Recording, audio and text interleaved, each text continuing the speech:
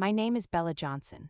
I'm 33 years old, a middle school science teacher at West Elm Middle School in Portland, Maine, and the single mother of an 8-year-old boy named Noah.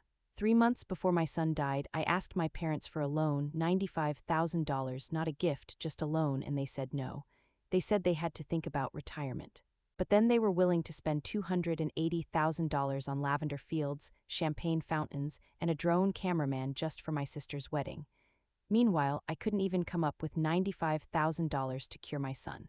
Before I tell you how that one decision changed everything, how I turned their perfect little world upside down, take a second to like this video, subscribe, and comment where you're watching from. Because this isn't just a story about money, it's about what happens when a mother is told her child's life costs too much. Noah was 8. He loved tide pools and sea creatures and believed every star in the sky had a name. He also had a rare heart condition that no standard treatment could fix. The specialists at St. Francis Children's Hospital told me there was one last hope, an experimental procedure that might give him a future. It cost $95,000. I wrote that number everywhere on sticky notes, inside lesson plans, even on my hands. Some days it followed me like a shadow. 95,000. That was the price of breathing for my child. When I finally called my parents, I thought I was ready. I practiced in front of the mirror. I promised myself I wouldn't cry. When they walked into my small old port apartment, I had the medical bills spread out like evidence. "I'm not asking for charity," I said. "I'll pay it all back, I just need a loan." My dad, Richard Johnson, Sr., crossed his arms. My mom, Marion, smiled, that polite, painful smile she does when she's already decided. They talked about inflation, about the markets, about how Langford Manufacturing Group was having a tough quarter. And I talked about time. That's all I needed, time. But we weren't speaking the same language anymore. That night my sister Vanessa Johnson Reed called. "Evan proposed," she screamed through the phone. "We're getting married in Provence and Mom and Dad said there's no budget limit." Her laugh filled the kitchen. Behind her voice I could hear the hum of the oxygen machine, steady, relentless. She kept talking about the lavender estate, the 5-tier cake, the rehearsal dinner overlooking vineyards. When I mentioned the $95,000, she went quiet for a second, then she said softly, "I'm sure everything will work out." It didn't. 2 weeks later, Noah woke up gasping for air. His lips had that faint blue tint I'd seen before, the one that made my stomach drop every single time. I called 911 without thinking. The paramedics knew our address by heart at this point. At St. Francis, they stabilized him again. Dr. Samuel Park met me in the hallway, his voice calm but his eyes heavy. "Bella," he said, "the treatment window is closing. We don't have months anymore, we have weeks." Weeks. I stood there in that freezing hallway, still wearing the same cardigan I'd slept in, and all I could think about was that number again, 95,000. I'd started a crowdfunding page. I'd written posts at 2 in the morning, attached pictures of Noah smiling with his toy microscope, explained how he wanted to be a scientist when he grew up. People donated, teachers, parents, even some of my students. After 2 weeks, it was $12,000, $12,000 against 95. It was like trying to stop a flood with a paper cup. At night, I would sit beside Noah's bed in our apartment, listening to the soft hiss of the oxygen machine. He'd fall asleep holding my hand, his skin clammy but warm. Sometimes he'd whisper, "Mom, am I getting better?" And I'd lie. I'd say yes, because what else could I say, that I was running out of time.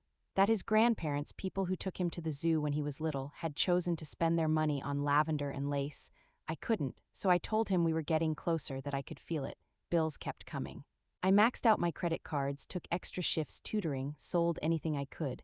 The ring my grandmother left me, the one thing I'd kept after she passed, gone. I pawned it for $800 and told myself Grandma would have understood. Every dollar went into Noah's account at the hospital, and still the balance kept climbing the wrong way. Sometimes I'd look around our little apartment, the unpaid bills, the worn-out furniture, the empty fridge, and I'd think about my parents' house in Windmere Estates, the granite counters, the wine fridge, the framed family photos where Noah barely appeared. It wasn't jealousy, it was confusion. How could two people who raised me to always help others look away now? What lesson had I missed? That night, I got another message from Vanessa, a picture of her engagement ring catching the Provence sunlight. "Can you believe it's really happening?" she wrote. I stared at the screen for a long time before typing back. "I can," but what I meant was I can't. By September, the doctor stopped saying months. He said weeks, then days. Each word felt like a countdown. I couldn't stop. I took unpaid leave from West Elm Middle School so I could stay with Noah full-time. Every morning I woke up to the beeping of monitors, to the smell of antiseptic, to the sight of my little boy getting smaller. He didn't talk about school anymore. He didn't ask about tide pools or sea creatures. He just asked if it would hurt when the angels came. My parents visited once every week or two, quick visits on their way to wedding errands. My mom brought coffee, my dad brought awkward silence. They stayed 15 minutes, maybe 20, then left with tight smiles. I knew they were uncomfortable around sickness, but it was more than that. It was guilt they didn't want to feel, so they just didn't stay long enough to feel it. One afternoon, my sister Vanessa showed up dressed like she'd stepped out of a magazine, high heels clicking against the hospital floor. She looked at Noah and said softly, "He's so thin." I nodded because what else was there to say? She touched my arm, perfume sharp and sweet. "You're so strong, Bella," she said. I wanted to laugh. People said that word when they didn't know what else to say. Strong, as if strength meant having no choice, as if choosing to survive meant you weren't breaking inside. The wedding was 3 weeks away. Vanessa asked if I'd decided about being a bridesmaid. I told her I couldn't afford the dress. She smiled, that kind of smile that says she's trying to be understanding but isn't. "It's just $300, she said. 300. That was almost 2 weeks of Noah's medication. "I'll think about it," I said, just to end the conversation. She left soon after, saying she had a dress fitting. That night, the hospital lights flickered outside the window, and I realized something had gone quiet inside me. It wasn't just exhaustion, it was acceptance. Not of losing him, I could never accept that, but of what my family really was. They were never going to come through, not for him, not for me. The people I had spent my whole life trying to please had already made their choice. And deep down, I think I finally made mine. I just didn't know yet what it would look like. The night before everything changed, Noah had a good day. He asked to sit up to watch the seagulls outside the hospital window. He even laughed, that tiny, breathy kind of laugh that sounded more like air than joy, but I'll never forget it. We watched the waves hit the rocks while I fed him bits of ice chips. He said, "Mom, when I get better, can we still go to the ocean?" And I said, "Of course." It was the biggest lie I ever told and the easiest one to say. The next morning he was gone, just like that. No alarms, no dramatic moment, just a slow silence that filled the room until I realized the machine had stopped. Dr. Samuel Park came in quietly and placed his hand on my shoulder. "He's at peace now," he said. Peace. I remember staring at Noah's face, still and soft, thinking how unfair it was that peace only came when everything else ended.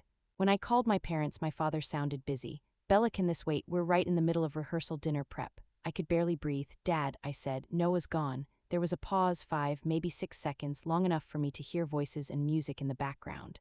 Then he said, "Oh, Bella, I'm so sorry. Do you need us to come? Do I need you to come?" I didn't even know how to answer that. "Yes," I whispered. "I think he'd want to see you." "We LL try to stop by tomorrow," he said. "We have the venue walk through this afternoon."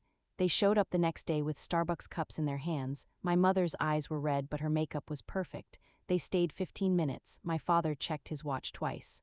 Before they left, he said, "We have to meet the florist by 11. I remember repeating it out loud like I couldn't believe the words. "The florist," he nodded. "We can't risk mistakes this close to the wedding." Mistakes. That's what my father called flowers that didn't match the tablecloths, not the mistake of choosing a party over a child. After they left, I sat next to Noah's bed until the nurses came to take him. I thought I'd cry, but I didn't. I felt hollow, like everything inside me had already been emptied long ago. Outside, I could hear people laughing in the cafeteria, normal life continuing while mine had stopped.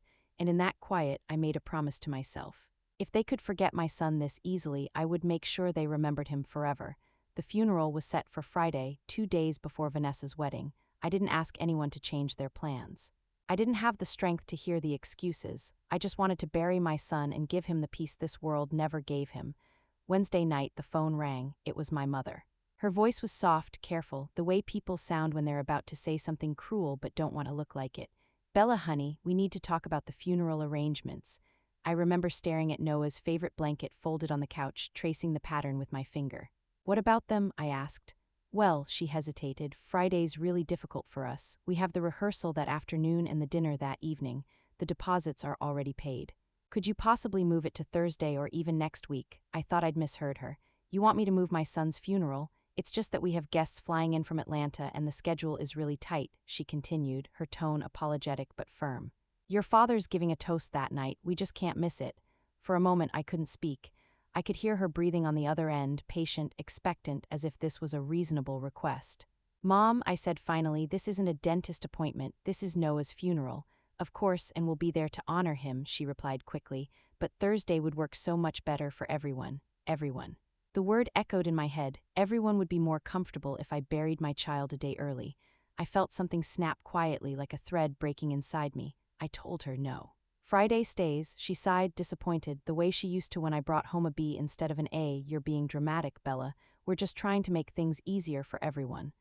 I hung up before I said something I couldn't take back.